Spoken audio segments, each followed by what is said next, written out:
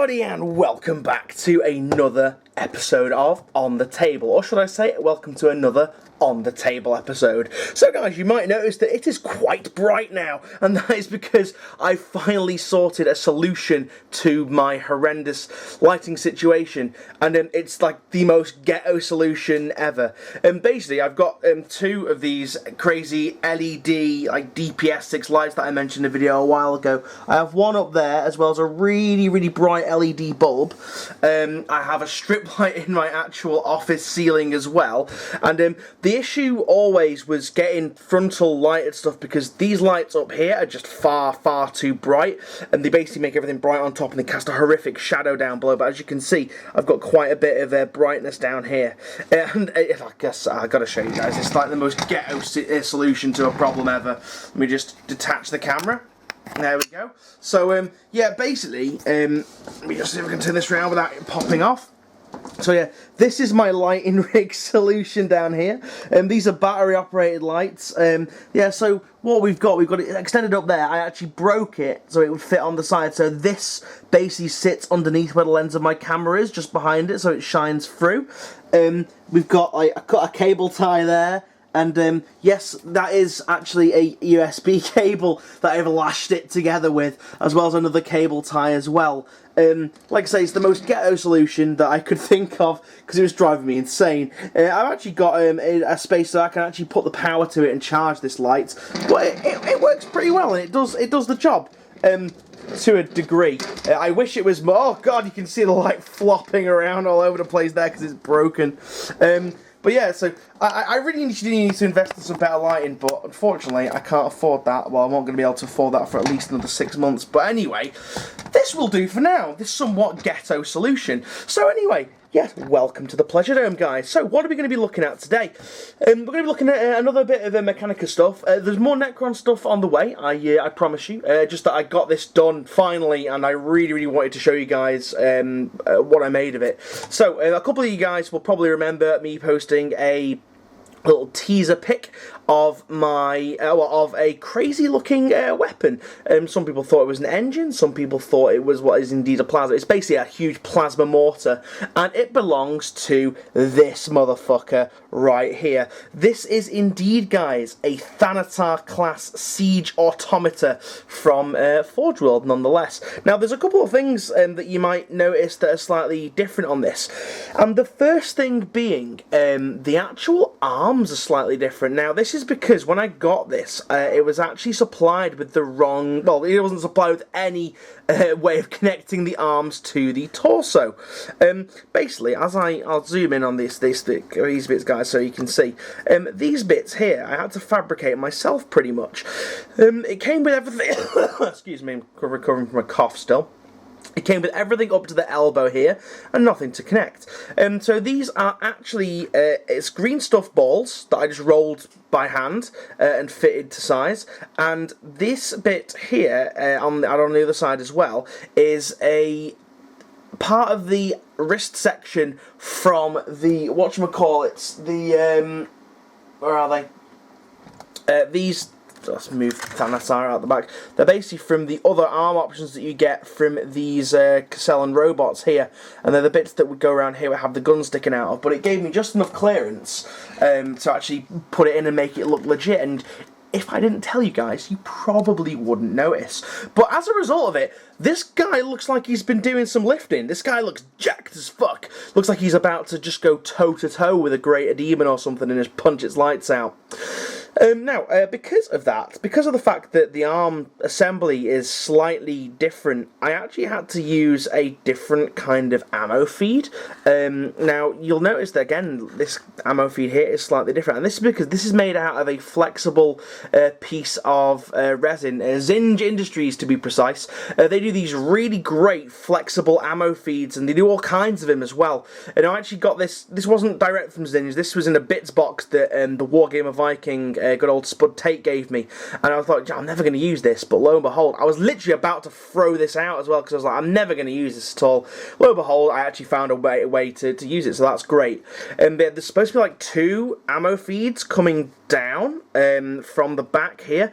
Basically, I clipped off the resin bit here and the resin bit here, and then just threaded this. Now, this was a bit of it was quite difficult to wrangle, I've got to admit.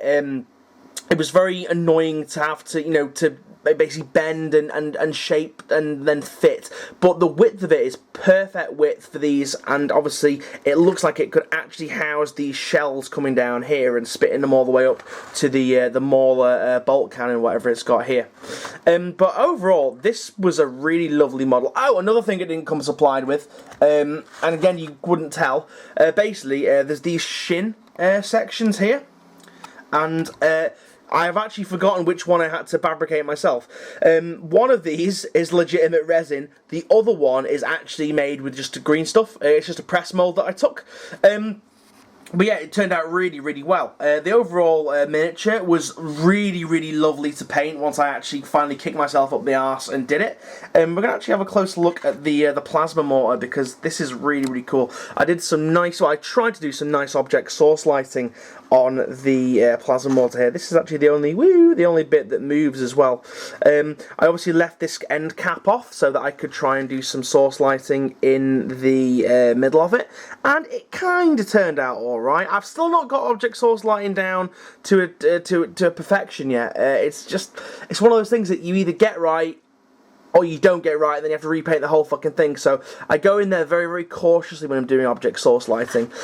But I kind of part assembled a lot of this miniature. I think if you're gonna paint it up nicely, you need to do some part assembly on this.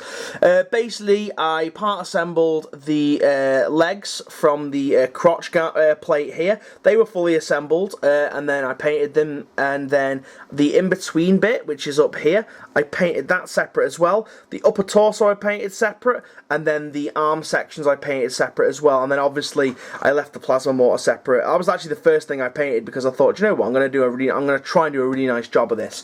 But anyway, please let me know what you think of the object source lighting. It took me a while to do, and I nearly had to respray it and do the whole thing again. But as you can see, I've gone so that it fits in with the rest of my Mechanicum forces.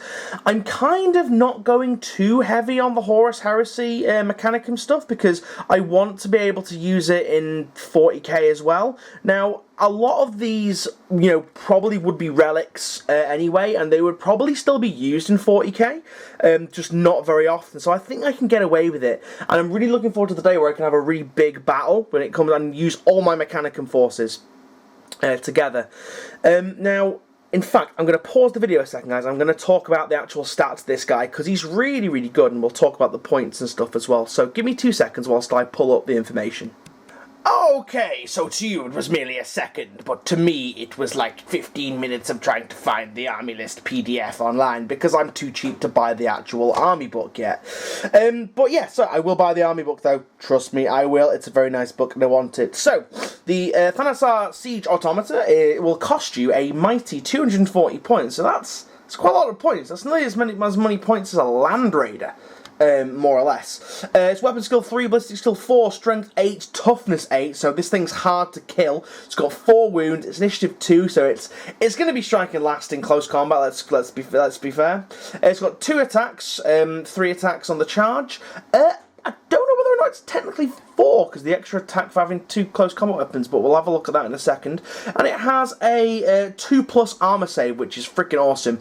It also does have the Paragon of Metal special rule, so I think it has a 5+ invulnerable, but I'm not too sure on the Heresy rule sets and stuff, so you're going to have to excuse me on that one. If there's any Horus Heresy fanatics watching, please correct me.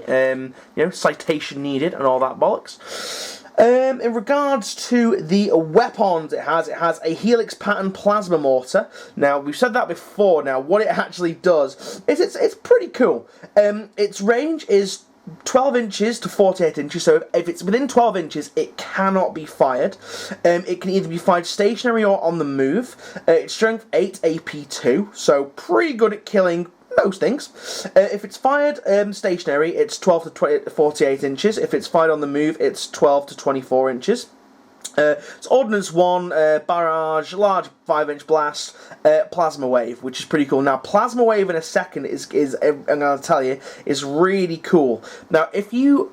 Because obviously, you know, if you're in cover, you're going to be getting a save against blast weapons. However, because it has Plasma Wave, the Plasma Wave special rule, you have to re-roll successful cover saves. So it's just like a big middle finger to anybody that gets like a decent cover save on there, which is pretty good.